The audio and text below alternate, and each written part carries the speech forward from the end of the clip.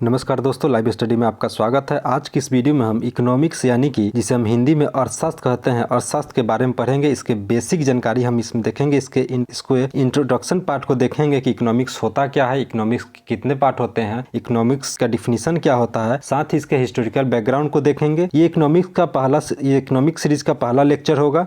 आप हमें social media पर फॉलो कर सकते हैं, इंस्टाग्राम, ट्विटर, फेसबुक पेज से बाई सर्चिंग लाइव स्टडी 21। साथ ही फेसबुक पर आप हमें सर्च करके वहां से जुड़ सकते हैं, लाइव स्टडी 21। अगर आप इस चैनल पर नए हैं तो प्लीज चैनल को सब्सक्राइब कीजिए, साथ ही वीडियो को लाइक कीजिए, अपने दोस्तों में शेयर कीजिए, व्हाट्सएप ग्रुप में और टेलीग्राम ग्रुप में। तो चलिए वीडियो को शुरू करते हैं। देखिए, इकोनॉमिक्स जिसे हम हिंदी में अर्थशास्त्र कहते हैं, इसमें हम इकोनॉमी यानी कि अर्थव्यवस्था के बारे में पढ़ते हैं। जब किसी स्टेट या किसी कंपनी या किसी कंट्री या पूरे विश्व का, जैसे कि जीडीपी, एग्रीकल्चर वगैरह, इन सेक्टर को कैसे सुधारा जा सके, जब हम आय और व्यय की बात करते हैं कि कैसे उसमें रिफॉर्म किया जा सकते हैं, ये सारे चीजें हम इकोनॉमिक्स के अंतर्गत ही देखते हैं। देखिए, इकोनॉमी को बेसिकली दो पार्ट में डिवाइड किया गया है। मैक्रो इकोनॉमी, जिसे हम हिंदी में समष्टि बोलते हैं, और माइक्रो इकोनॉमी, और इसे हिंदी में हम सूक्ष्म बोलते हैं। माइक्रो इकोनॉमी में किसी देश या किसी राज्य की बात करते हैं, यानी किसी देश के जीडीपी की, उसे कैसे रिफॉर्म किया जा सके, किसी देश के एग्रीकल्चर सेक्टर को कैसे सुधारा जा सके, किसी स्टेट के बजट को कैसे सुधारा जा सके, हम इसकी बात करते हैं मैक्रो इकोनॉमी में। और माइक्रो, जैसे कि ये नाम से ही स्पष्ट है, सूक्ष्म यानी कि छोटा। इसमें हम किसी कंपनी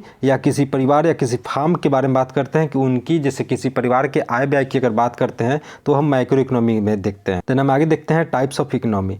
टाइप्स ऑफ इकोनॉमी में सबसे फर्स्ट ऑफ ऑल पहला जो है कैपिटलिज्म इकोनॉमी, यानी कि पूंजीवादी अर्थव्यवस्था। पूंजीवादी अर्थव्यवस्था में क्या होता है? पूंजीवादी अर्थव्यवस्था में जो है राज्य है जो कम इंटरफेयर करता है। जैसे कि अगर इसके हम डिफिनीशन की बात करें तो वैसी अर्थव्यवस्था जिसमें उत्पादन के साधन पर निजी स्वामित्व हो, अर्थात राज्य का हस्तक्षेप सीमित हो। इसमें प्राइवेट सेक्टर को ज़्यादा वैल्यू दी जाती है, ज़्यादा इंटर करता है। इस अर्थव्यवस्था में प्राइवेट सेक्टर ज़्यादा इन्वॉल्व होते हैं, राज्य वहाँ पे बहुत कम इंटरफेयर करता है। जैसे कि ये यूएसए, फ्रांस और ब्रिटेन जैसे यूरोपियन कंट्री में ये लागू है। जैसे कि आजकल आप लोग एक शब्द ज़्यादातर सुन रहे होंगे, निजीकरण।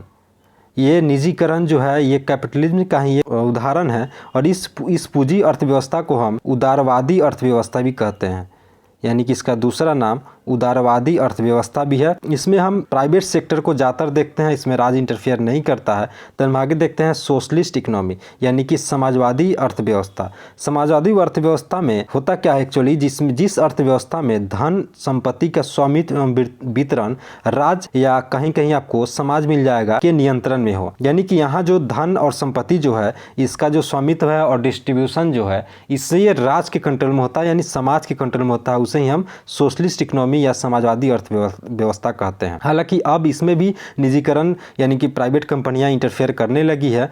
ये आपका सोशलिस्ट इकोनॉमी जो है यूएसएसआर में लागू था, हालांकि अब खत्म हो चुका है। देन हम आगे देखते हैं मिक्स्ड इकोनॉमी। मिक्स्ड इकोनॉमी मिश्रित अर्थव्यवस्था। मिश्रित यानी मिला जुला। ये किसका मिला जुला होगा? ये कैपिटलिज्म और सोशलिस्ट दोनों का मिला जुला रूप होता है। और जब इसके हम डिफिनीशन की बात करते हैं तो मिक्स्ड इकोनॉमी वैसी इकोनॉमी होती है जिसमें सार्वजनिक और निजी स्वामित्व का मिश्रण हो, यानी कि इसमें प्राइवेट और कॉर्पोरेट कंपनियां, गवर्नमेंट कंपनियां, ये सब मिल करके काम करे, उसे ही हम बोलते हैं मिक्स्ड इकोनॉमी। ये आपके भारत में लागू है। यहाँ पे जैसे सील जैसी कंपनियां और टाटा जैसी कंपनी की अगर हम बात करें तो सील जैसी कंपनी जो है सेंट्रल गवर्नमेंट के अंतर्गत आती है, और टाटा जैसी कंपनियां ये प्राइवेट सेक्टर में आती है। यहाँ कैपिटलिज्म और सोशलिस्ट दोनों का मिला जुला रूप देखने को मिल जाता है। आपके एग्जाम पॉइंट ऑफ व्यू से इंपॉर्टेंट है कि भारत में जो इकोनॉमी लागू की गई है वो किस स्ट्रक्चर की है, कौन सी टाइप की है। तो आपका आंसर होना चाहिए मिक्स्ड इकोनॉमी। भारत में मिक्स्ड इकोनॉमी की अर्थव्यवस्था लागू की गई है। देन हम देखते हैं ओपन इकोनॉमी।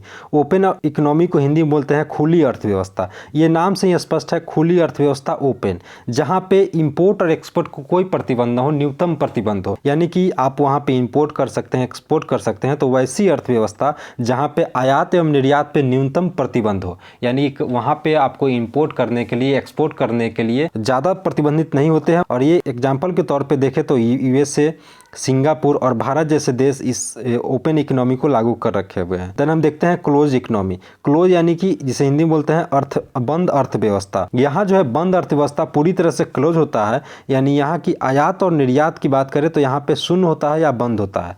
हालांकि अगर देखा जाए तो यहाँ पर भी पूरी तरह से प्रतिबंधित नहीं होता, पूरी तरह से बंद नहीं होता। ये बहुत कम कुछ एक आध कंट्री होते हैं जिसके साथ ये बिजनेस करते हैं, इंपोर्ट करते हैं, एक्सपोर्ट करते हैं, और ये व्यवस्था जो है क्लोज इकोनॉमी की ये उत्तर कोरिया जैसे कंट्री में लागू है। देन हम आगे देखते हैं इसके हिस्टोरिकल बैकग्राउंड की। भारत की अगर बात करें अर्थशास्त्र को लेकर के, तो सबसे पहले चाणक्य, जिन्हें हम कौटिल्य या विष्णुगुप्त के नाम से भी जानते हैं, इन्होंने एक पुस्तक लिखी थी अर्थशास्त्र। इसमें इन्होंने अर्थशास्त्र को बहुत अच्छे से डीपली बताया है, और इस अर्थशास्त्र का बुक का जो विषय वस्तु है उसका है राजनीतिक शास्त्र एवं लोक प्रशासन, यानी कि इसमें पॉलिटिकल और पब्लिक एडमिनिस्ट्रेशन की चर्चा की गई है इस पुस्तक में। साथ ही इस पुस्तक में मौर्य वंश की अगर बात करें, मौर्य एम्पायर की, तो इसमें काफ़ी अच्छा इस पुस्तक से उस पर प्रकाश पड़ता है। उस दौरान समाज कैसा था, पॉलिटिक्स कैसी थी, वहाँ का प्रशासन क्या था, तो इसके बारे में इसकी जानकारी हमें अर्थशास्त्र के मिलती है। देन हम देखते हैं फादर ऑफ इकोनॉमिक्स। तो father of economics Adam Smith को कहा जाता है, और एडम स्मिथ ने 1776 में एक बुक लिखी थी वेल्थ ऑफ नेशन। ये पीटी पॉइंट ऑफ व्यू से आपके काफ़ी इंपॉर्टेंट है। आपके बुक के बारे में कभी पूछा जा सकता है कि वेल्थ ऑफ नेशन किसने लिखी थी, तो आपका आंसर होना चाहिए एडम स्मिथ। एडम स्मिथ ने जो डिफिनीशन दिया अर्थशास्त्र को लेकर के, तो एडम स्मिथ ने कहा कि धन का विज्ञान ही अर्थशास्त्र है। यानी कि कार्ल मार्क्स ने जब डिफिनीशन दिया तो कार्ल मार्क्स ने कहा कि अर्थशास्त्र का उद्देश्य मानव समाज की प्रगति के नियम की खोज करना है।